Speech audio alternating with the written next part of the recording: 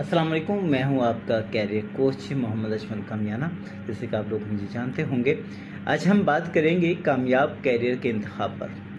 बहुत सारे नौजवान इस उलझन का शिकार होते हैं कि वो क्या बनेंगे, उन्हें क्या बनना चाहिए, कौन सी फील्ड ऑफ स्टडी उनके लिए बेहतर है, कौन सी फील्ड ऑफ कैरियर उनके लिए बेहतर है। तो आज मैं आपको बताऊंगा कि वो आठ ताकतवर